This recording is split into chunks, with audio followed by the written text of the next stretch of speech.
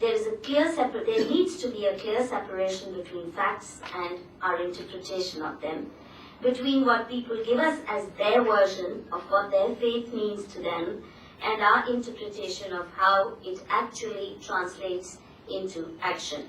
Both, I consider, are exceedingly important. I'm very pleased that at least in one session, we will watch this experiment in action. The one in which Aya Ikigami presents a paper on education through certain matters in Karnataka. A presentation will be followed by Dr. Shivamurthy Swamiji, a highly venerated scholar in his own right, who will not only respond to Aya's paper of his describing the work of his organization, but also give his own version of how he and his colleagues view as the role and contribution of Tarala Balu Math. There's another important way in which this conference strikes a different note. Those who are familiar with the academic scene in India recognize that in practically all disciplines, a sharp divide has come to exist between those who see themselves as leftists and all those who are dubbed as rightists. They seldom meet for dialogue on a common platform and tend to attack each other either through newspapers or in their respective enclaves, where the other is critiqued in absentia. This division of academics into two permanently hostile camps has, I believe, proved well for academic institutions in India. It even affects recruitment choices, so whichever party is in power and has governing body members of their own party placed, then, recruitment will follow that pattern. And that's why most of our colleges and universities have really become jangi maidan between different political parties. आपने bathroom की सफाई भी करनी है तो Congress versus CPM versus BJP में हर issue divide हो जाएगा. Even academic issues are debated on party lines rather than on intellectual merit. This polarized situation must change if we are to promote a spirit of genuine intellectual inquiry.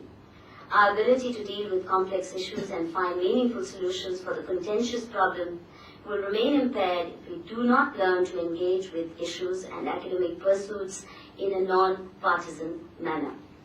One of the most consistent endeavors of the Indic Studies project is to become a truly inclusive platform which brings together a diverse range of views and perspectives from otherwise hostile camps. It has become fashionable to talk of Islamophobia, but I think Hinduphobia has a much longer history and far deeper roots. Our colonial rulers set the trend in the 19th century and made the word synonymous with terms like social evils. I remember from my school days, modern Indian history, any movement, Hinduism, and its purging of its social evils, it became stereotyped as a religion that ill-treats women, burns them on husbands' pyres, enforces seclusion through parda and chardiwari, forces child marriages, ill-treats widows, and practices inhuman forms of discriminations on those condemned as lower caste. We are told that the good guys of Indian history are those who tried to reform Hinduism of these social evils. But interestingly, we never hear the term social evils associated with other religions. Nobody talks of Christianity's social evil and its social evils. But somehow the two have become so synonymous almost.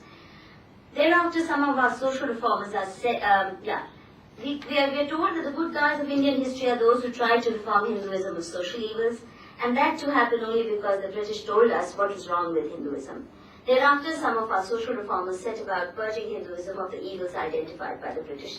Now, this is by no means to say there are no problems, that all is hunky-dory, and that these problems are unreal, that there was no child marriage or that widows are not ill-treated, but that's not all that there is to it. And also the fact is that the problems that were identified with small communities, small groups of people, small castes in specific regions came to be seen as problems of the entire subcontinent's population termed Hindus.